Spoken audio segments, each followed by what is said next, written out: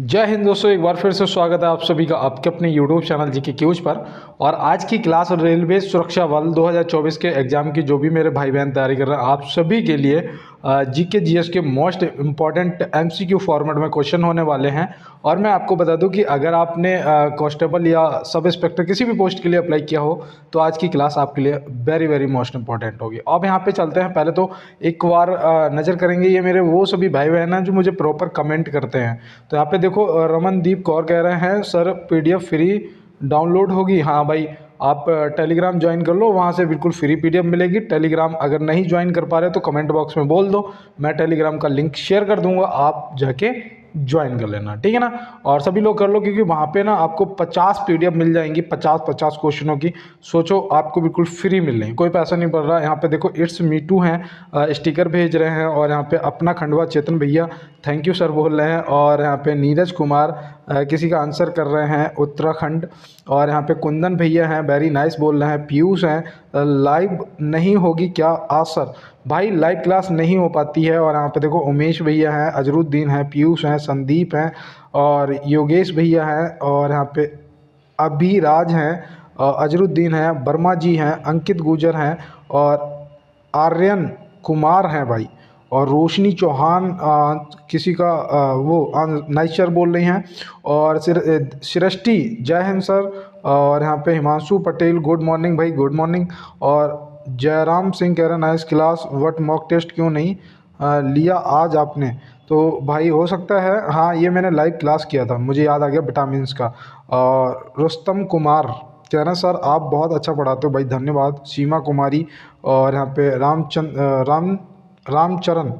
और देखो शिवानी शुक्ला कह रही है बट सुपर क्लास है गुरुजी, बहुत सुपर क्लास है गुरुजी, बस आप जो आंसर देते हैं उन लोगों का नाम लिया करो। ठीक है भाई, जो आंसर करते हैं सभी का नाम लेता हूं मैं। और यहाँ पे शबीना है, पिंटू हैं, एस के राहुल यादव भैया हैं और सीमा फिर से आंसर कर रही हैं, सचिन भैया हैं। तो बिल्कुल दोस्त सभी का मैंने नाम ले लिया है। और चलते हैं दोस्त अपने क्लास की तरफ और देखते हैं आज हमारा पहला प्रश्न जो है वो क्या होने वाला है। तो यहाँ पे आप देख रहे होंगे क्योंकि फर्स्ट क्वेश्चन जो होता है वो ज़्यादातर करंट अफेयर से होता है ना। तो यहाँ पे आपको बताना है कि 1 नवंबर 2024 को भारत के रक्षा सचिव का पद किसने संभाला है। पेन यहाँ पे वाइट कर लेता हूँ। और अब आपको यहाँ पे बताना है कि 1 नवंबर 2024 को भारत के रक्षा सचिव का जो पद है वो किसने संभाला है। तो आप यहाँ पे क्या बताएंगे? राजेश कुमार सिंह, श्री राजेश कुमार सिंह। ऑप्शन ए यहाँ पे सही जवाब आपका हो जाएगा। और श्री राजेश कुमार सिंह जी को देखो ये नोट कर लेना, करंट अफेयर के क्वेश्चन है। और चलते हैं दोस्तों अपने अगले प्रश्न की तरफ। अनुच्छेद 19 में वर्णित स्वतंत्रता निम्नलिखित में से किसको प्राप्त है? अनुच्छेद 19 में क्या है, जैसे कि अभिव्यक्त एवं अभिभाषण की स्वतंत्रता है ना, मतलब बोलने की स्वतंत्रता जो है। और एकत्र होने की जो स्वतंत्रता है, इकट्ठा होने की स्वतंत्रता है, ये सब आपको दे रखी हैं। तो ये जो है ये आपके जैसे विदेशी नागरिकों को नहीं मिलेगी भाई, है ना, भारत के सभी निवासियों को। तो ज़रूरी थोड़ी ना भारत में सभी निवासी भारत के ही हों, है ना, बाहर के भी आके रहने लग जाते हैं, तो उनको भी नहीं। यहाँ पे सही जवाब जो है वो केवल भारतीय नागरिकों को, जो कि ऑप्शन सी में दिया गया है। ऑप्शन सी यहाँ पे क्या हो जाएगा हमारा बिल्कुल सही जवाब दोस्त हो जाएगा। और मैं उम्मीद करता हूँ आपने यही आंसर भी किया होगा। और चलते हैं इसके साथ में अपने अगले प्रश्न पे। तो यहाँ दिया है कौन सा अनुच्छेद व्यक्ति के विदेश यात्रा के अधिकार को संरक्षण प्रदान करता है? कौन सा अनुच्छेद व्यक्ति के विदेश यात्रा के अधिकार को संरक्षण प्रदान करता है? देखो इसका आंसर करो, देखते हैं इसका जो 3 नंबर क्वेश्चन है इसका आंसर कौन कौन करता है। तो देखो जो आपकी प्राण एवं दैहिक स्वतंत्रता है ना, वो याद रखना। और यहाँ पे जो प्रश्न का जवाब है वो आपका अनुच्छेद 21 हो जाएगा। क्या हो जाएगा? अनुच्छेद 21, ऑप्शन ए आपका क्या हो जाएगा सही जवाब। अनुच्छेद 24 में आपका दिया गया है जो 14 या 16 साल से कम उम्र के बच्चे होते हैं वो कारखानों में काम नहीं कर सकते हैं, है ना, उस पर प्रतिबंध है। अनुच्छेद 25 जो है ये धर्म की स्वतंत्रता दी गई है एवं धर्म का प्रचार, है ना, तो ये धर्म की स्वतंत्रता से संबंधित है। तो ये सब अनुच्छेद आपको बिल्कुल रटे होने चाहिए। और चलते हैं इसके साथ में अपने अगले प्रश्न की तरफ। तो यहाँ दिया है राष्ट्रवादी कांग्रेस पार्टी एनसीपी को कब स्थापित किया गया था? राष्ट्रवादी कांग्रेस पार्टी एनसीपी पूछा गया है, नेशनल कांग्रेस पार्टी को कब स्थापित किया गया था? तो देखो यहाँ पे जो आपका सही जवाब होगा, और देखो ये भी बताऊंगा कि किसने किया था। तो यहाँ पे पहले तो सही जवाब हमारा हो जाएगा 10 जून 1999। क्या हो जाएगा? 10 जून 1999, ऑप्शन सी यहाँ पे हमारा बिल्कुल सही जवाब हो जाएगा। ठीक है ना। इसको किसने स्थापित किया था? एक तो याद रखना शरद पवार है ना, इन्हें जो कांग्रेस पार्टी थी वहाँ से बाहर कर दिया गया था। तो याद रखना, एक तो हो जाएंगे शरद पवार, एक हैं पीए संगमा और तारिक अनवर, है ना। क्या था? तारिक अनवर, हाँ तारिक अनवर, ठीक है ना, ये भी थे। तो ये आप 3 लोगों का नाम याद रखेंगे और स्क्रीनशॉट ले लो और चलते हैं इसके साथ में अपने अगले प्रश्न पे। यहाँ दिया है WTT चैंपियंस मोंटपेलियर्स 2024 में शीर्ष 8 में पहुंचने वाले पहले भारतीय टेबल टेनिस खिलाड़ी कौन बने हैं? देखो भाई, ये आपके करंट के क्वेश्चन है। दूसरी चीज़ ये कि पहले हैं ये भारतीय, है ना, तो ये भी आपको पता होना चाहिए कि WTT चैंपियंस मोंटपेलियर 2024 में शीर्ष 8 में पहुंचने वाले पहले टेबल टेनिस खिलाड़ी कौन है, पहले भारतीय कौन है? तो आप यहाँ पे क्या बताएंगे? तो बिल्कुल सही जवाब आपने किया है मनिका बत्रा, है ना। ऑप्शन सी अगर आपने टिक किया है तो आपका बिल्कुल सही जवाब है। और मुझे लग रहा है यहाँ पे बहुत ज़्यादा ऑप्शन सी ज़्यादा सही भी हो रहे हैं, है ना। अब देखो यहाँ पे क्या सही होता है। निम्नलिखित में से पश्चिम रेलवे का मुख्यालय कहाँ स्थित है? बताओ भैया, यहाँ पे आपको बताना है कि पश्चिम रेलवे जो है इसका मुख्यालय कहाँ स्थित है। तो अब यहाँ पे आप फंस चुके होंगे, क्योंकि मुंबई चर्च गेट और मुंबई बीटी, इतना तो आप समझ रहे हैं कि इन दो में से कोई एक है, लेकिन कौन सा है? तो याद रखना भैया, मुंबई चर्च गेट आपका हो जाएगा यहाँ पे ऑप्शन ए। क्या? बिल्कुल सही जवाब। इसकी स्थापना वर्ष भी आपको याद रखना है, मैंने आपको पहले भी बताया है, 5 नवंबर 1951। क्या है? 5 नवंबर 1951 आपका सही जवाब हो जाएगा। और देखो, जो आपका यहाँ पे मुंबई बीटी दे रखा है ना, इसका भी स्थापना दिवस यही है। और ये पता है किसका? ये मध्य रेलवे का है मुख्यालय। किसका? मध्य रेलवे का। तो ये भी आपको याद रखना है। और देखो यहाँ पे कोलकाता जो दे रखा है ना, कोलकाता मेट्रो भी आपको विशेष रूप से याद रखना है। और अगर आपसे यहाँ पे पूर्वी रेलवे पूछ लिया जाए, पूर्वी रेलवे पूछ लिया जाए, तो भी आप बता सकते हैं कोलकाता, ठीक है ना। तो ये भी आप ध्यान रखेंगे। सॉरी, मुझे ना थोड़ा सा खांसी जुकाम अभी भी है। कल मैं रात को बांके बिहारी से वापस आ पाया, मथुरा गया था, वो भी बाइक से। तो बहुत ज़्यादा हवा लग रही थी, तो खांसी हो गई है, माफ़ी चाहता हूँ उसके लिए। और देखो यहाँ दिया है, निम्न में से कौन सी विश्व की सबसे खारे पानी की झीलों में से एक है? निम्न में से कौन सी विश्व की सबसे खारे पानी की झीलों में से एक है? बताओ कौन सी यहाँ पे हो जाएगा। तो आप यहाँ पे क्या करेंगे? सही जवाब। मैं उम्मीद करता हूँ आपने आंसर अपना कर दिया होगा। क्या? मृत्यु सागर, ऑप्शन ए। क्या किया होगा? मृत्यु सागर, ऑप्शन ए। सुपीरियर झील जो है ये विश्व की सबसे बड़ी मीठे पानी की झील है। क्या? ये सबसे बड़ी मीठे पानी की झील है। तो ये भी आप ध्यान रखेंगे। बुलर झील जो है ये आपके, ये भी मीठे पानी की झील है ना, ये भी मीठे पानी की झील है और ये भारत में है, ये भी याद रखना। बुलर झील कहाँ? जम्मू एंड कश्मीर में, ठीक है ना। तो ये भी आपको ध्यान में रखना। मृत सागर आपको पता है इसमें ना, इसमें व्यक्ति जल्दी डूबता नहीं है। क्यों? क्योंकि बहुत ज़्यादा नमकीन है, और जब बहुत ज़्यादा नमकीन है तो इसमें व्यक्ति जो है वो डूबता नहीं है, ऐसे याद रखना। देखो यहाँ दिया है, कौन सा अनुच्छेद लोकसभा का विघटन से संबंधित है? कौन सा अनुच्छेद है जो लोकसभा का विघटन से संबंधित है? तो आप यहाँ पे क्या बताएंगे? देखो भैया, याद रखना, ये जितने भी अनुच्छेद हैं ये आपके लिए इंपॉर्टेंट हैं। तो यहाँ पे पहले तो याद रखना, प्रश्न का जवाब आपका अनुच्छेद 85 हो जाएगा। क्या हो जाएगा? अनुच्छेद 85। अगर आपने अनुच्छेद 79 को टिक किया था तो याद रखना भैया, ये संसद के गठन से संबंधित है ना। संसद का जो गठन है वो कहाँ दिया गया है? वो आपके अनुच्छेद 79 में। 80 की अगर बात करेंगे, 80 में क्या दिया गया है? तो राज्यसभा का गठन। किसका? राज्यसभा का गठन। अब देखो, लोकसभा की अगर गठन की बात करें तो कौन से आर्टिकल में दिया गया है लोकसभा का गठन? तो आप याद रखना आर्टिकल 81, अनुच्छेद 81 में। स्क्रीनशॉट ले लो। देखो, मैंने कल वाली जो पीडीएफ थी आपको टेलीग्राम पे दे दी है, ये भी पीडीएफ आपको टेलीग्राम पे मैं शेयर दे दूंगा, ठीक है ना। और चलते हैं इसके साथ में अपने अगले प्रश्न की तरफ। अभी कुछ टाइम से पीडीएफ नहीं मिल पा रही थी, अब टेंशन मत लेना, पीडीएफ आपको प्रॉपर मिलेगी। और मैं आपको बता दूं, एसएससी जीडी की क्लास भी आज से ही आपको मिलना स्टार्ट हो जाएगी। और देखो यहाँ दिया है, निम्नलिखित में से हड़प्पा किस नदी के किनारे स्थित है? निम्नलिखित में से हड़प्पा जो है वो किस नदी के किनारे स्थित है? तो आप क्या बताओगे? देखो यहाँ पे थोड़ा सा आप नोट भी करेंगे और चीज़ों को समझते हुए चलेंगे। तो यहाँ पे सही जवाब तो हो जाएगा रावी नदी के किनारे। किसके? रावी नदी, ऑप्शन सी, जो कि मैंने आपको पहले भी बताया था कि हड़प्पा जो है किस नदी के किनारे? रावी।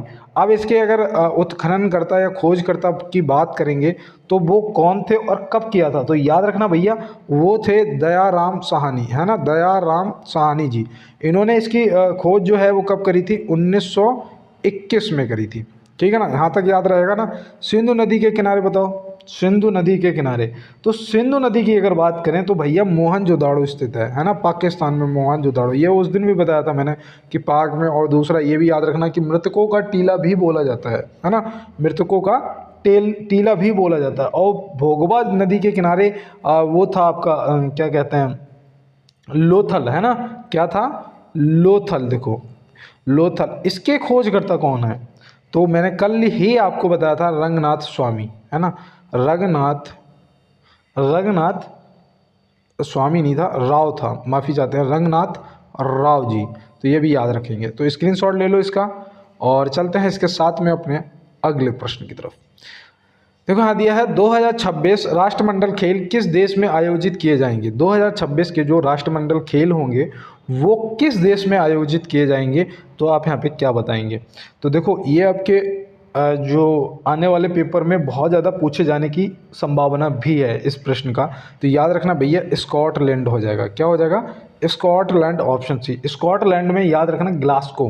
कौन सी जगह? ग्लासगो, ग्लासगो, है ना। ग्लासगो जो जगह है स्कॉटलैंड की, वहाँ पर ये खेल खेले जाएंगे, राष्ट्रमंडल खेल 2026। तो ये भी आप विशेष रूप से ध्यान रखेंगे। और चलते हैं इसके साथ में अपने अगले प्रश्न की तरफ। देखो यहाँ पे दिया गया है अमेरिका एवं कनाडा के बीच सीमा रेखा स्थित है। अमेरिका एवं कनाडा के बीच जो सीमा रेखा है वो कौन सी स्थित है? सबसे लंबी सीमा रेखा भी कनाडा में है ना। अब यहाँ पे बताना है आपको कि अमेरिका एवं कनाडा के बीच, तो भैया देखो एक तो आपकी 49वीं समांतर रेखा, ये तो है ही है। इसे मेडिसिन लाइन भी बोलते हैं। तो यहाँ पे याद रखना ए और बी, ऑप्शन डी जो है वो क्या हो जाएगा? सही जवाब। मैंने ये पता मेडिसिन लाइन इसलिए लिख दिया कहीं बाई चांस 49वीं समांतर रेखा ना दिया गया ऑप्शन में तो आप फंस जाओगे, और मैं चाहता नहीं हूँ कि आप फंसें, है ना। तो यहाँ पे याद रखना 49वीं या मेडिसिन लाइन दिया जाए, आप टिक करके आएंगे। और दूसरा याद रखना जो 38वीं समांतर रेखा है वो किन के बीच में स्थित है? 38वीं। तो 38वीं याद रखना भैया, ये उत्तर और वो कौन सी दक्षिण, है ना, उत्तर दक्षिण कोरिया के बीच में स्थित है। तो ये भी आप याद रखोगे। अब अगर आपसे पूछ लिया जाए भारत और चीन के बीच में, तो आप तुरंत बता दोगे भैया मैकमोहन है, भारत और चीन के बीच में, है ना। तो ये भी आप बहुत आसानी से बता दोगे। भारत पाक के बीच में रेड क्लिफ है ना, भारत और पाकिस्तान के बीच में, ये भी बता दोगे। स्क्रीनशॉट ले लो। चलते हैं अपने अगले प्रश्न की तरफ। तो यहाँ दिया है निम्नलिखित में से वेंकटेश्वर मंदिर कहाँ स्थित है? तो निम्नलिखित में से वेंकटेश्वर मंदिर जो है वो कहाँ पर स्थित है?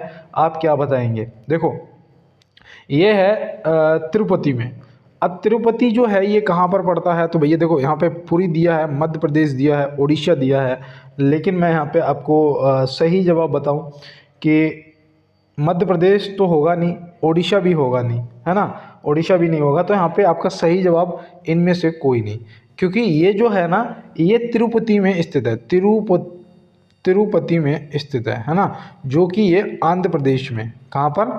आंध्र प्रदेश में। तो इसका क्या करोगे? स्क्रीनशॉट ले लो। देखो पुरी या फिर बोल सकते हो उड़ीसा, है ना, उसमें जगन्नाथ मंदिर है ना।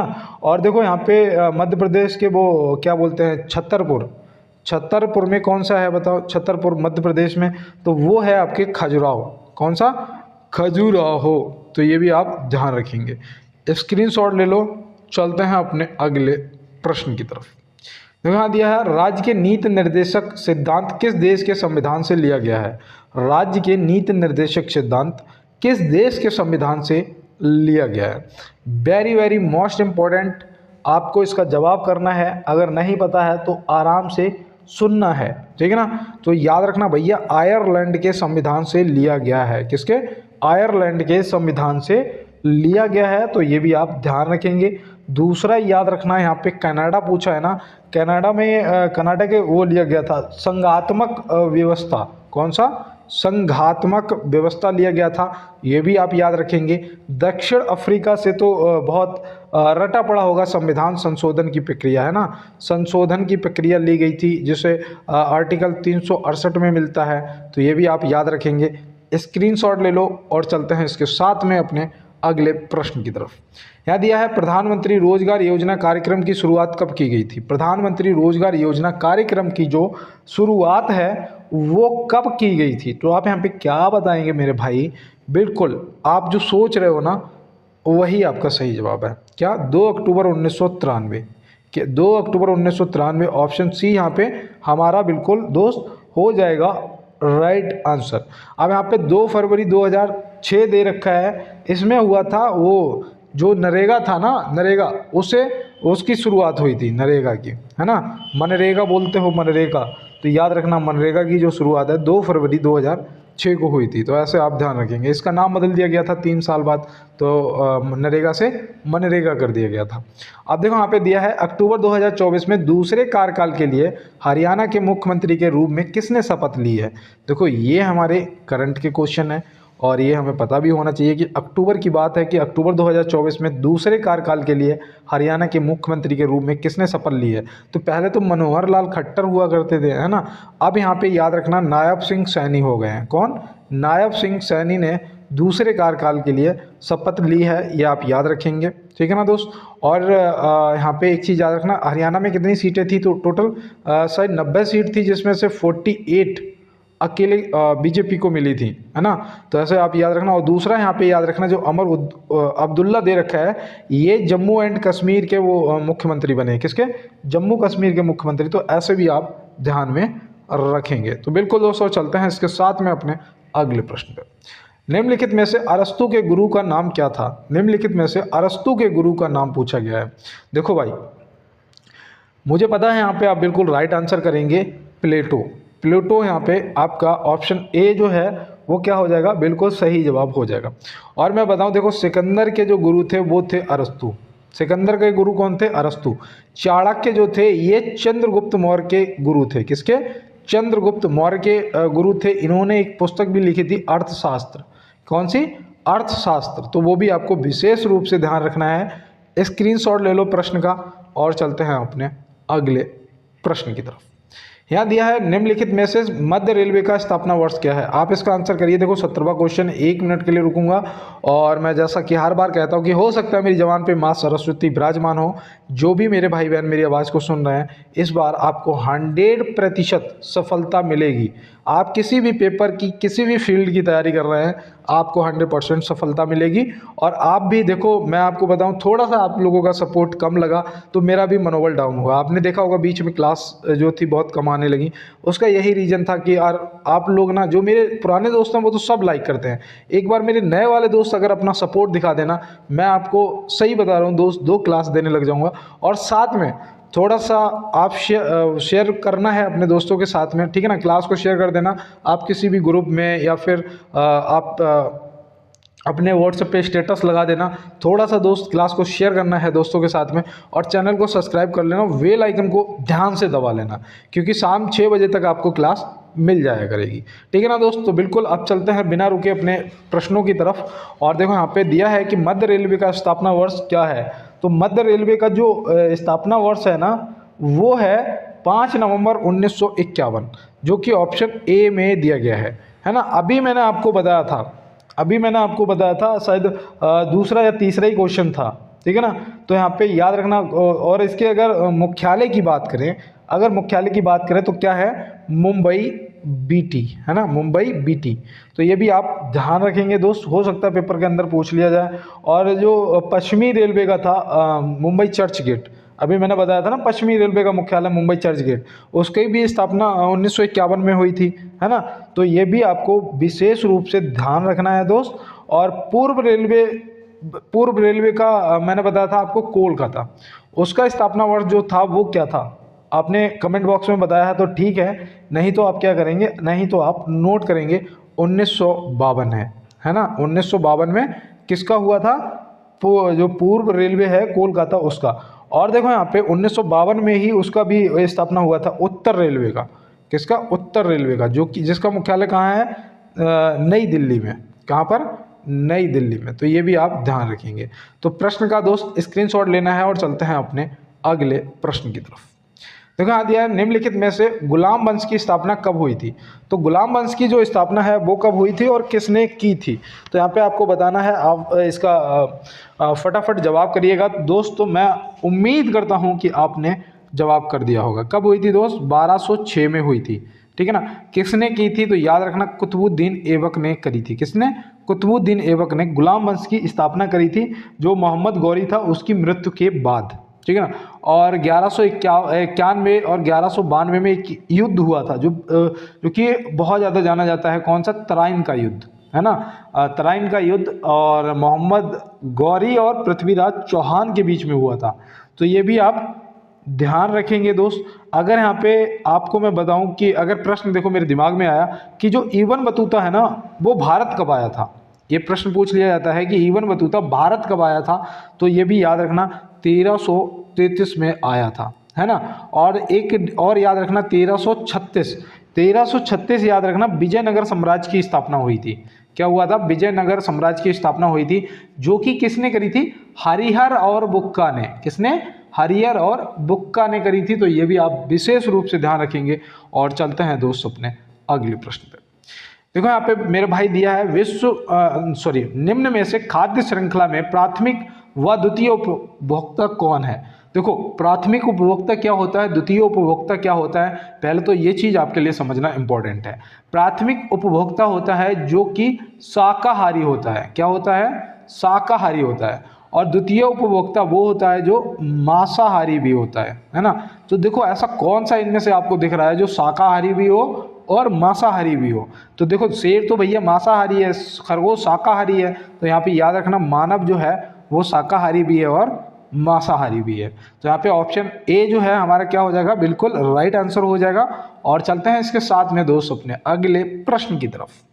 देखो यहाँ दिया 2024 में जम्मू कश्मीर विधानसभा चुनाव में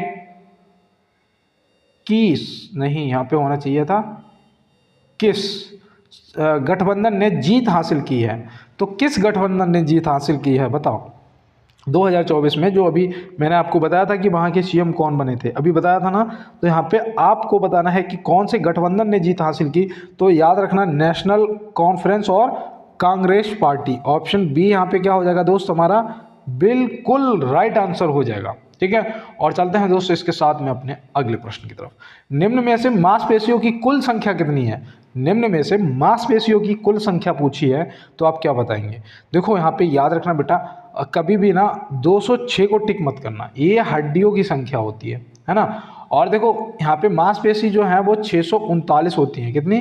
639। ऑप्शन डी जो है आपका यहाँ पे बिल्कुल राइट आंसर हो जाएगा। ठीक है ना। अगर आपसे पूछा जाए कि पसलियों की संख्या कितनी होती है, पसलियों की संख्या, तो आप क्या बताओगे? बताओ। तो याद रखना, जो पसलियाँ होती ना उनकी संख्या होती है 24। कितनी होती है? 24। तो ये भी आप ध्यान रखेंगे। और वो अमीनो अम्ल, एक ये भी पूछा जाता है, अमीनो अम्ल, बताओ इसकी संख्या कितनी होती है? तो ये याद रखना दोस्त, 20 होती है। कितनी? 20 होती है। तो स्क्रीनशॉट ले लो मेरे भाई। और चलते हैं अपने अगले प्रश्न की तरफ। यहाँ दिया है, मरणोपरांत भारत रत्न से सम्मानित प्रथम व्यक्ति कौन थे? मरणोपरांत भारत रत्न से सम्मानित प्रथम व्यक्ति कौन थे? मैंने बताया था ना, भारत रत्न की जो शुरुआत है वो कब हुई थी। पहले तो प्रश्न का जवाब करेंगे, फिर मैं आपको बताऊंगा, क्योंकि ये मैं पहले भी आपको बता चुका हूँ एक बार। यहाँ पे सही जवाब जो है वो आपके हो जाएंगे लाल बहादुर शास्त्री जी। कौन हो जाएंगे? लाल बहादुर शास्त्री जी, जो कि ऑप्शन बी में दिए गए हैं, है ना। तो ऑप्शन बी यहाँ पे आपका क्या हो जाएगा? बिल्कुल सही जवाब हो जाएगा। और देखो, एक चीज और याद रखना, अगर आपसे पूछा जाए कि प्रथम व्यक्ति कौन था जिसे सम्मानित किया गया था, तो वो थे डॉक्टर सर्वपल्ली राधाकृष्णन जी। ये हमारे भारत के पहले उपराष्ट्रपति जी थे, है ना। इन्हें सम्मानित किया गया था। और मरणोपरांत भारत रत्न से सम्मानित प्रथम व्यक्ति लाल बहादुर शास्त्री जी थे। तो ये भी आपको ध्यान में रखना है। और भारत रत्न जो है वो 1954 में प्रारंभ हुआ था। कौन सा? 1954 में प्रारंभ हुआ था। तो ये भी आप ध्यान रखेंगे और चलते हैं इसके साथ में अपने अगले प्रश्न की तरफ। तो यहाँ दिया है किस प्रदेश को अंडों की टोकरी कहा जाता है। अंडों की टोकरी यहाँ पे पूछा गया है, तो आप क्या बताओगे। देखो यहाँ पे बिल्कुल जो राइट आंसर है ना, वो याद रखना आंध्र प्रदेश हो जाएगा, जो कि भाषा के आधार पर बनने वाला पहला राज्य था 1953 में। यहाँ पे देखो 1553 लिखने जा रहा हूँ, 1953 में। तो ये भी आप याद रखना। देखो मध्य प्रदेश है ना, इसे क्या कहते हैं, इसे देखो इसे बोलते हैं सोया प्रदेश। मैंने बताया था ना सबसे ज़्यादा सोयाबीन पाया जाता है। सोयाबीन में 42% प्रोटीन होता है। तो ये भी आप याद रखेंगे। मुंबई को भारत की आर्थिक राजधानी भी बोलते हैं, है ना। मुंबई को भारत की आर्थिक राजधानी भी बोलते हैं और भारत का प्रवेश द्वार भी बोलते हैं मेरे भाई। क्या, प्रवेश द्वार। तो ये भी आपको ध्यान में रखना है, ठीक है ना। बताओ मसालों का बगीचा किसे कहते हैं। मसालों का बगीचा कहाँ है या किस राज्य को, जैसे इसे सोया प्रदेश बोलते हैं ना मध्य प्रदेश को, वैसे मसालों का बगीचा किस प्रदेश को बोलते हैं। याद रखना मेरे भाई, केरल को। किसे, केरल को। अब इसका आप क्या करेंगे, स्क्रीनशॉट लेंगे और चलते हैं अपने अगले प्रश्न की तरफ। यहाँ दिया है ऑक्जेलिक अम्ल का प्राकृतिक स्रोत क्या है। ऑक्जेलिक अम्ल का प्राकृतिक स्रोत क्या है। अब यहाँ पे तो मुझे नहीं लग रहा कि आपको कोई दिक्कत होनी चाहिए, है ना, क्योंकि ये तो हम लोग बहुत बार कर चुके हैं। तो यहाँ पे याद रखना भैया, टमाटर आपका सही जवाब हो जाएगा। क्या हो जाएगा, टमाटर। देखो एक तो टमाटर होता है, दूसरा याद रखना पालक होता है। क्या, पालक होता है। तीसरा याद रखना गोभी होती है ना, गोभी होती है। और एक और याद रखना क्या बोलते हैं, आंवला, है ना, आंवला। तो आंवला भी याद रखेंगे। आंवला जो है इसमें सबसे ज़्यादा विटामिन सी पाया जाता है ना, ये भी मैंने आपको बताया था, तो ये भी याद रखना। अंगूर जो है वो कौन सा प्राकृतिक स्रोत है, कौन से अम्ल का प्राकृतिक स्रोत है अंगूर, बताओ। तो याद रखना एक अंगूर आपका और एक इमली, ये होते हैं वो टारटेरिक अम्ल, ठीक है ना। क्या, टारटेरिक अम्ल। तो ये भी आप ध्यान में रखेंगे। देखो सिरका जो है, ये बताओ सिरका, तो सिरका याद रखना एसिटिक अम्ल। क्या, एसिटिक अम्ल। तो ये भी आप ध्यान रखेंगे। तो स्क्रीनशॉट ले लो मेरे भाई, प्रश्न का जवाब टमाटर हो जाएगा। और चलते हैं अपने अगले प्रश्न की तरफ। यहाँ दिया है निम्न में से चुंबकीय प्रेरक का एसआई मात्रक क्या है। निम्न में से चुंबकीय प्रेरक का एसआई मात्रक क्या है। याद रखना भैया टेस्ला है। क्या है, टेस्ला। ऑप्शन सी बिल्कुल सही जवाब हो जाएगा। अब यहाँ पे वाट दे रखा है, वाट बताओ किसका एसआई मात्रक है। वाट याद रखना भैया शक्ति का है। किसका, शक्ति का है। तो ये भी आप ध्यान रखेंगे, ठीक है ना, शक्ति का है। कूलाम बताओ, कूलाम, कूलाम पता है, आवेश का है। किसका, आवेश का है। तो मेरे भाई ये भी आपको ध्यान में रखना है, ठीक है ना। ज्योति तीव्रता का बताओ, ज्योति तीव्रता का। तो ज्योति तीव्रता का जो एसआई मात्रक है वो है कैंडला। क्या है, कैंडला। तो ये भी आप ध्यान में रखेंगे। स्क्रीनशॉट ले लो। देखो 25 क्वेश्चन कंप्लीट हो गए आपके। और मैं आपको ना एक फ्री हिंट देना चाहता हूँ कि अगर कोई मेरा ऐसा दोस्त है जो मुझे सुन रहा है, जैसे कि मैं जब 10वीं में पढ़ रहा था तो मुझे ये कहने वाले बहुत लोग मिले कि तुम 10वीं करो, उसके बाद हम तुम्हारी नौकरी खड़े खड़े लगवा देंगे, है ना।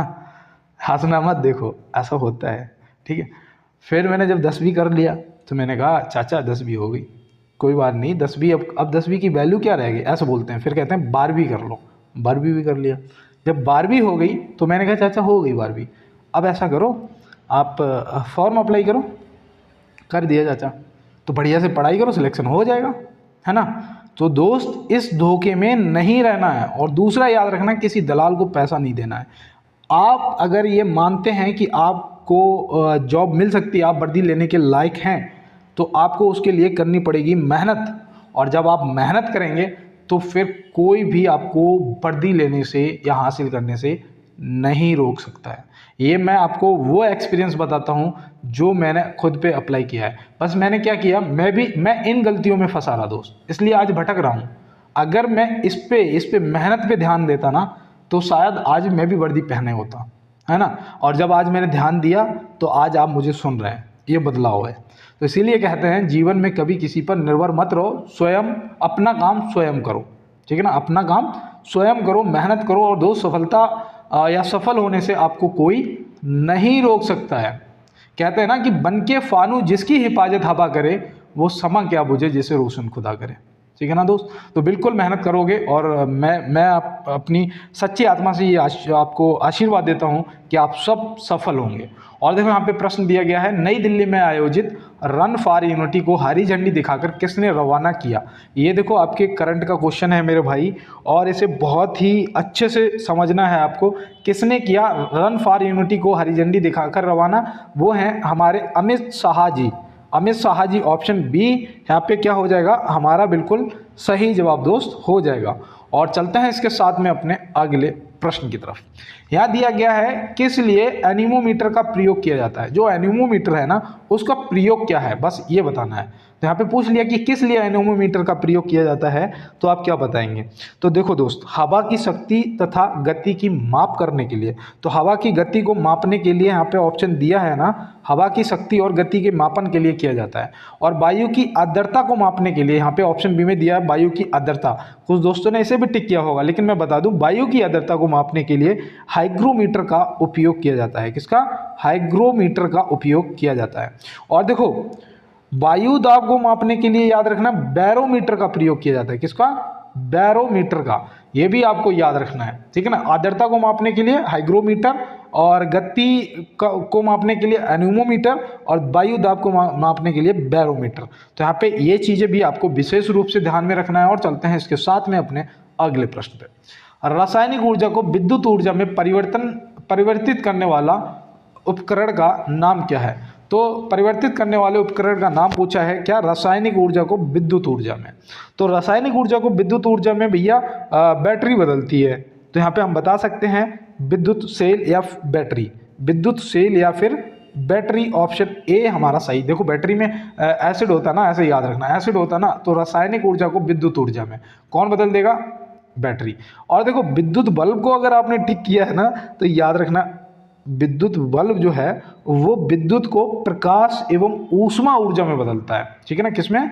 ऊष्मा ऊर्जा में बदलता है। तो ये यहाँ पे आपको विशेष रूप से क्या करना है, ध्यान में रखना है। देखो ऊष्मा मैंने गलत लिख दिया था, माफी चाहता हूँ। और देखो मोमबत्ती जो है ना, ये क्या करती है, ये रासायनिक ऊर्जा को प्रकाश एवं ऊष्मा ऊर्जा में ये भी बदलती है, ठीक है ना, लेकिन ये रासायनिक ऊर्जा को। तो ये भी आपको ध्यान में रखना है। तो बिल्कुल दोस्तों, और चलते हैं इसके साथ में अपने अगले प्रश्न पर। वोल्टीय सरल सेल में प्रयुक्त होने वाला रसायन क्या है। वोल्टीय या सरल सेल में प्रयुक्त होने वाला रसायन क्या है। मेरे भाई सीधी भाषा में समझो कि कार की बैटरी में उपयोग होने वाला एसिड कौन सा है ना, ऐसे बताना है बस। तो यहाँ पे आपने तुरंत, अब मैंने जब सरल भाषा में पूछा तो आपने बता दिया होगा सल्फ्यूरिक अम्ल। कौन सा? सल्फ्यूरिक अम्ल। तो बस यही चीज़ें हैं कि प्रश्न वही होते हैं, बस क्या है ना, घुमा के पूछ लिए जाते हैं, है ना। तो बिल्कुल दोस्त घबराना नहीं है, और मेरे साथ जुड़े रहिएगा, चैनल को सब्सक्राइब कर लेना और थोड़ा मेरी हेल्प कर दो यार। मैं बहुत ही मुश्किलों में हूँ इस टाइम, लेकिन बस क्या है ना, मेरी ये हुनर है कि आप कभी इस चीज़ को नहीं समझ सकते कि भैया कितने परेशान हैं, ठीक है ना। बस क्या है ना, हंसने का हुनर है। और देखो यहाँ पे दिया है नवाबगंज पक्षी अभयारण्य किस राज्य में स्थित है। नवाबगंज पक्षी अभयारण्य जो है वो किस राज्य में स्थित है, तो बिल्कुल बताएंगे हम उत्तर प्रदेश में स्थित है। किसमें? और देखो दुधवा नेशनल पार्क कहाँ है, वो भी आपका उत्तर प्रदेश में है। तो ये भी आपको याद रखना है। और हरियाणा में वो पक्षी अभयारण्य है, वो क्या बोलते हैं, सुल्तानपुर राष्ट्रीय उद्यान है ना, सुल्तानपुर पक्षी अभयारण्य। तो सुल्तानपुर है। आंध्र प्रदेश में बताओ, आंध्र प्रदेश में अगर याद हो तो आंध्र प्रदेश में वो है यार टाइगर रिजर्व, एक नागार्जुन सागर श्रीशैलम है ना। कौन सा? श्रीशैलम। तो ये आपको ध्यान में रखना है, श्रीशैलम। देखो मैं यहाँ पे लिख देता हूँ, श्रीशैलम याद रखना है, ठीक है ना। और ये बता दूँ मैं आपको, ये क्षेत्रफल में सबसे बड़ा है। ये जो टाइगर रिजर्व है श्रीशैलम, ये क्षेत्रफल में सबसे बड़ा है। ये देखो पॉइंट नोट करने वाला है। और बिल्कुल दोस्त इसके साथ में चलते हैं अपने अगले प्रश्न पे। यहाँ दिया है 2011 जनगणना के अनुसार न्यूनतम जनसंख्या वाला राज्य कौन सा है। 2011 जनगणना के अनुसार न्यूनतम जनसंख्या वाला राज्य कौन सा है। अब यहाँ पे बस शब्दों का फेर है, वरना आंसर आपको पता है। और जैसे ही मैं बताऊंगा ना, अब तुरंत कहोगे भैया सिक्किम बता रहे थे आप, है ना। सिक्किम ही है भाई। क्षेत्रफल में गोवा है छोटा, लेकिन जनसंख्या में सिक्किम। इसकी पता आबादी वो कितनी थी, 6.12 11 लाख, हाँ ठीक है, लाख में ही था। 6.11 लाख जनता निवास करती है सिक्किम में।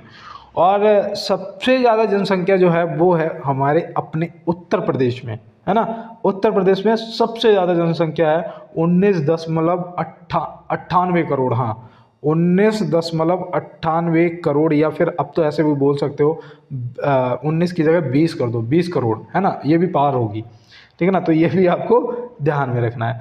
और अगर मैं आपसे पूछूं कि सबसे साक्षरता वाला राज्य कौन सा है सबसे नंबर 1 पे, तो वो तुरंत बताओगे भैया केरल है ना। और सबसे कम बिहार। केरल की साक्षरता रेट क्या था, याद रखना 94%, मतलब कि 100 में से 94 आदमी वहाँ पढ़ा लिखा है, ठीक है ना। तो ये भी आपको याद रखना है, स्क्रीनशॉट ले लो और चलते हैं अपने अगले प्रश्न पे। यहाँ दिया है लघु रेडियो तरंगों की खोज किसने की थी। लघु रेडियो, देखो आंसर ना गलत नहीं होना चाहिए यहाँ पे थोड़ा सा भटकाने वाला है, मैंने भी इसको गलत कर दिया था, है ना। हेनरी हर्ट्ज को देख के तुरंत लगाओगे भैया रेडियो तरंगों की खोज इन्होंने ही की थी, लेकिन यहाँ पे लघु लगा दिया है। क्या लगा दिया, लघु। अब बताओ, तो लघु याद रखना जगदीश चंद्र बोस। कौन, जगदीश चंद्र बोस, ऑप्शन ए। और वैसे अगर लघु ना होता रेडियो तरंगों की पूछा जाता तो हेनरी हर्ट्ज आपका क्या हो जाता, बिल्कुल सही जवाब हो जाता। और देखो यहाँ पे पाल बिलार्ड दिया है, बिलार्ड।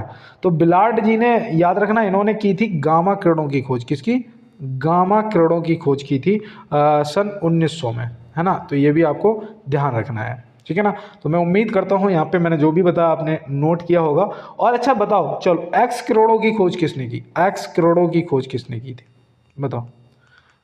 पता है, नहीं पता है तो नोट कर लो, रोटंजन ने की थी।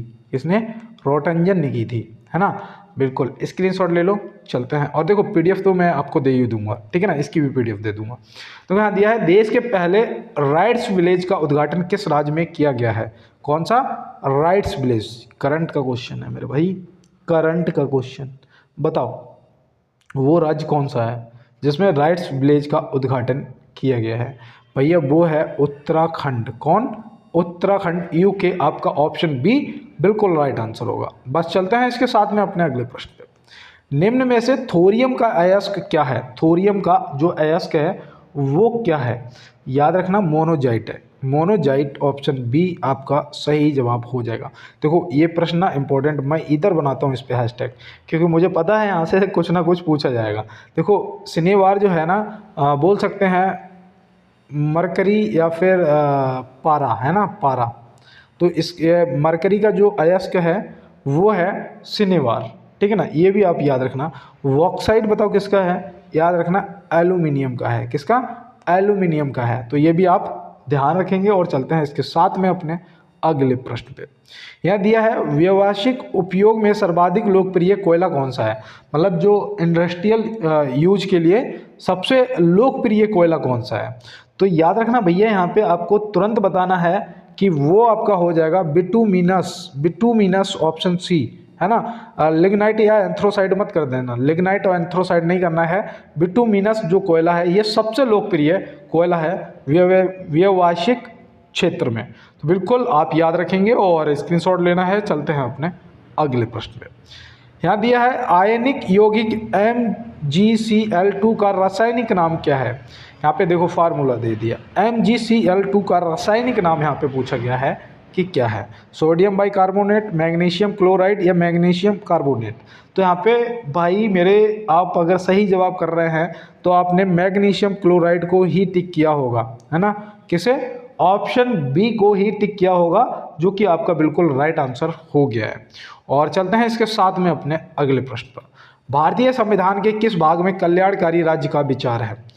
यहाँ पे भाग तो दिया नहीं है ना, भाग दिया है लेकिन वैसे नहीं दिया कि भाग 3 भाग 4 है ना। अब यहाँ पे बताना है कि संवैधानिक उपचारों का अधिकार मूल कर्तव्य या राज्य के नीति निर्देशक तत्व में। तो कहाँ दिया है कल्याणकारी राज्य का विचार, तो बिल्कुल यहाँ पे आपका सही जवाब राज्य के नीति निर्देशक तत्व, ऑप्शन सी क्या होगा, सही जवाब हो जाएगा। कौन से भाग में है बताओ, ये राज्य के नीति निर्देशक तत्व जो है ये संविधान के कौन से भाग में है, तो याद रखना भाग 4 में। और अगर आर्टिकल की बात करें तो ये 36 से 51 तक, कहाँ तक, 36 से 51 तक आप याद रखेंगे। संवैधानिक उपचारों का अधिकार भैया 32 में है, मैंने आपको पहले ही बताया था। और चलते हैं अपने अगले प्रश्न पे। यहाँ दिया है कि 1976 में 42वें संशोधन द्वारा संविधान में नागरिकों के लिए अब कितने मौलिक कर्तव्य निश्चित किए गए थे। तो भैया 1976 में 42वें संशोधन द्वारा संविधान में जोड़े गए थे नागरिकों के लिए मौलिक कर्तव्य 10। कितने? 10। एक और जोड़ा है, टोटल अब जो है वो कितने हैं? 11 हैं। कितने हैं दोस्त? 11 है। ये 11वां कब जोड़ा गया था, क्या आप बता सकते हैं? याद रखना भैया 2002 में जोड़ा गया था। कब जोड़ा गया था? 2002 में जोड़ा गया था। और ये कौन से संविधान संशोधन द्वारा जोड़ा गया था? तो 86वें संविधान संशोधन द्वारा इसे जोड़ा गया था। तो ये भी आपको ध्यान में रखना है, ये भी आपके लिए इम्पोर्टेंट है। और चलते हैं इसके साथ में अपने अगले प्रश्न पे। देखो यहाँ दिया है, भारतीय तटरक्षक बल द्वारा हाल में लॉन्च किए गए 2 स्वदेशी गश्ती जहाज के नाम क्या हैं? ये आपसे जरूर पूछा जाएगा, आप किसी भी पेपर की तैयारी कर रहे हो, ये प्रश्न मुझे पता है कि आपसे पूछा जाएगा। आप यहाँ पे क्या बताएंगे? वो दोनों स्वदेशी गश्ती जहाज पता कौन से हैं दोस्त? देखो, एक तो है अदम्य, दूसरा है अच्छर। तो यहाँ पे ऑप्शन होना चाहिए था, यहाँ पे डी की जगह होना चाहिए था आंसर ए और बी दोनों, है ना, ये होना चाहिए था आंसर। और यही हो जाएगा आपका बिल्कुल राइट आंसर, ऑप्शन डी, ए और बी दोनों, अदम्य और अच्छर। तो ये दोनों जहाज़ों के नाम याद रखोगे ना। चलते हैं अपने अगले प्रश्न पे। तो यहाँ दिया है, भारतीय संविधान के अनुसार देश का प्रथम नागरिक कौन होता है? ये तो बहुत ही इजी क्वेश्चन है ना, तुरंत आंसर किया होगा, राष्ट्रपति जी है। चलो ठीक है, वेरी गुड। चलते हैं अपने अगले प्रश्न पे। यहाँ दिया है, निम्न में से किस एकमात्र उपराष्ट्रपति जी की मृत्यु पद पर आसीन रहते हो गई थी? तो भैया बताओ, ये प्रश्न मुझे लगता है कि आपको पता होना चाहिए। तो बताओ, एकमात्र उपराष्ट्रपति जी कौन है जो अपने पद पर ही थे और उनकी मृत्यु हो गई थी? तो भैया वो थे श्री कृष्णकांत जी। कौन थे? श्री कृष्णकांत जी। ऑप्शन बी यहाँ पे क्या हो जाएंगे आपके? बिल्कुल सही जवाब हो जाएगा। देखो, श्री सर्वपल्ली राधाकृष्णन जी जो है, ये सबसे ज़्यादा समय तक रहे थे अपने पद पे, सबसे ज़्यादा समय तक उपराष्ट्रपति रहने वाले श्री सर्वपल्ली राधाकृष्णन जी हैं। और सबसे कम समय तक बीबी गिरी जी हैं, है ना। तो ये भी आपको यहाँ पे ध्यान में रखना है मेरे भाई। और चलते हैं अपने अगले प्रश्न पे। यहाँ दिया है, संघीय मंत्री परिषद का अध्यक्ष कौन होता है? संघीय मंत्री परिषद का जो अध्यक्ष है वो कौन होता है? तो आप क्या बताएंगे? राष्ट्रपति जी, प्रधानमंत्री जी या मुख्य न्यायाधीश जी? तो बिल्कुल यहाँ पे मैं उम्मीद करता हूँ आपने प्रधानमंत्री जी को टिक किया होगा, जो कि ऑप्शन बी में दिए गए हैं। और आपके बिल्कुल सही जवाब, और ये भी प्रश्न आप स्क्रीनशॉट लेंगे। चलते हैं अपने अगले प्रश्न पे। लोकसभा के महासचिव की नियुक्ति कौन करता है? लोकसभा के महासचिव की जो नियुक्ति है वो कौन करता है? तो भैया देखो, ना तो करते हैं राष्ट्रपति जी और ना ही करते हैं प्रधानमंत्री जी, इनकी नियुक्ति करते हैं लोकसभा के अध्यक्ष। ऑप्शन सी यहाँ पे क्या हो जाएगा? हमारे प्रश्न का बिल्कुल हो जाएगा दोस्त राइट आंसर। और चलते हैं इसके साथ में अपने अगले प्रश्न पे। सर्वोच्च न्यायालय के मुख्य न्यायाधीश के पद पर सर्वाधिक लंबी अवधि तक कौन पद पर रहा? तो भैया कौन पद पर रहा सर्वोच्च न्यायालय के मुख्य न्यायाधीश के पद पर सबसे ज़्यादा समय तक? तो आप यहाँ पे क्या बताएंगे? देखो, सोच समझ के जवाब करना, यहाँ पे गलत भी हो सकता है क्योंकि चंद्रचूड़ जी 2 जगह लिखे हुए हैं, है ना। अब यहाँ पे आप क्या बताएंगे? तो आपका सही जवाब बाई वी चंद्रचूड़ जी हो जाएगा। क्या हो जाएगा? बाई वी चंद्रचूड़ जी आपका सही जवाब। हीरालाल जी कानिया जो हैं ये प्रथम थे, ये प्रथम थे, तो ये भी आप याद रखेंगे। तो बिल्कुल दोस्तों, और चलते हैं अपने अगले प्रश्न पे। किस बैंक को हाल ही में भारत का सर्वश्रेष्ठ बैंक घोषित किया गया है? ये भी करंट का क्वेश्चन है। बताओ, किस बैंक को हाल ही में भारत का सर्वश्रेष्ठ बैंक घोषित किया गया है? वो बैंक है SBI। SBI option B, State Bank of India. क्या है? SBI, State Bank of India यहाँ पे हमारा बिल्कुल सही जवाब हो जाएगा। और चलते हैं अपने अगले प्रश्न पे। संसद के सदनों को बुलाने की शक्ति किसके पास है? ये आपका आज का रहा HW। मैं पता ये HW 46वें क्वेश्चन पे दिया है कि जो भी क्लास को पूरा देखेगा ना वो इसका आंसर करेगा, ठीक है ना। तो बिल्कुल दोस्तों, इसका आंसर आपको कमेंट बॉक्स में बताना है। और चलते हैं अपने अगले प्रश्न पे।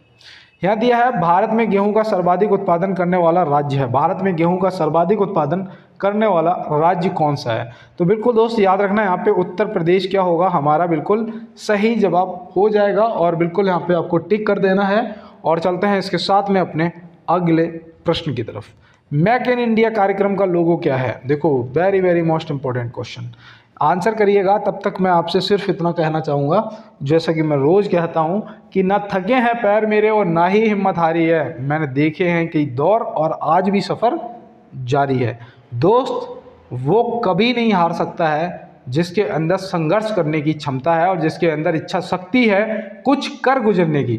मैं आपको बताऊं, अगर आपको लगता है कि हमारी ज़िंदगी में कष्ट हैं, हमारी ज़िंदगी में समस्याएं हैं, तो मैं आपको बताऊं, अगर कोई दर्द है ना तो याद रखना, हमारे युद्ध में, हमारे जो युद्ध हुए ना, हमारे युद्ध जो पुराने हमारे पूर्वजों ने युद्ध लड़े हैं ना, याद रखना उनमें ऐसे ऐसे लोगों का इतिहास में वर्णन है जिनके सर धड़ से अलग हो गए पर कदम नहीं रुकने दिया। समझ रहे हो ना, रक्त की आखिरी बूंद तक लड़े। सोचो वो लोग भी थे, है ना। आज हमें लगता है कि हमारे सर में दर्द होने लगे, ये छोड़ो यार पढ़ाई नहीं हो रही है, ये क्या है, ये सिर्फ हम अपने साथ धोखा कर रहे हैं। और हम अगर जब तक अपने साथ धोखा करेंगे तब तक हम सफल नहीं हो सकते हैं। इस चीज़ को हमेशा ध्यान रखना दोस्त। माँ बाप किसी का परमानेंट सहारा नहीं है, वो क्या कर सकते हैं, वो स्ट्रगल में हमारा साथ दे सकते हैं। जब हम सफल हो जाएंगे तो उस टाइम उन्हें हमारी सहायता की ज़रूरत होगी क्योंकि उनकी उम्र हो चुकी होगी। हम अगर उन्होंने हमें 25 वर्ष पाला है ना, तो कोशिश करो कि उनके 25 वर्ष ना, उनकी लाइफ के लास्ट के 25 वर्ष जो हैं उन्हें उस लेवल पर जियाओ, उस लेवल पे वो जिएं कि अगर उनके इलाज के लिए अमेरिका भी जाना पड़े ना, तो आपको ये सोचना ना पड़े कि भाई कहाँ से पैसा आएगा, है ना। उस लेवल पे सफल होना है। तो बिल्कुल दोस्त, और यहाँ पे देखो प्रश्न का जो जवाब है हमारा, वो सही जवाब शेर होगा, जो कि यहाँ पे सिंह ऑप्शन सी दिया गया है। और चलते हैं इसके साथ में अपने अगले प्रश्न की तरफ। देखो यहाँ दिया है प्रधानमंत्री मुद्रा योजना क्या है। ये भाई एक ऋण योजना है। क्या है, एक ऋण योजना है। इसमें क्या होता है, लघु उद्योग के लिए 10 लाख रुपए का कर्ज मिल जाता है बैंक से। लघु उद्योग के लिए 10 लाख रुपए का कर्ज जो है वो मिल जाता है। तो ये आप ध्यान रखेंगे। और चलते हैं इसके साथ में अपने अगले प्रश्न पर। विश्व की सबसे लंबी महाद्वीपीय रेल कौन सी है। विश्व की सबसे लंबी महाद्वीपीय रेल जो है वो कौन सी है। मैंने कई बार आपको बताया है कि ट्रांस साइबेरियन रेल मार्ग सबसे लंबा विश्व में है। ये कहाँ पर पड़ता है भैया, रूस में पड़ता है। इसकी जो लंबाई है ना, आप गूगल पे देखेंगे, अलग अलग तरीके से दिखाता है। तो मैं यहाँ पे आपको बता दूँ 9,322 किलोमीटर, है ना, या फिर आपको लिखा हुआ मिल सकता है 9,289 किलोमीटर। तो ये आप दोनों ऑप्शन भी आपको गूगल पे ही मिल जाएंगे। लेकिन आप याद रखना, यहाँ पे दोनों में से जो भी मिलता है आप सही टिक करके आएंगे और आपका जवाब सही हो जाएगा, ठीक है ना। तो बिल्कुल दोस्त, मिलते हैं नेक्स्ट क्लास में नेक्स्ट प्रश्नों के साथ में। और थोड़ा सा आज आपके सपोर्ट की ज़रूरत है, आप क्लास को शेयर करेंगे अपने दोस्तों के साथ में ज़्यादा से ज़्यादा। और मिलते हैं दोस्त नेक्स्ट क्लास में नेक्स्ट प्रश्नों के साथ में। तब तक के लिए मेरे सभी दोस्तों को, सभी भाई बहनों को बहुत बहुत धन्यवाद। वंदे मातरम, भारत माता की जय।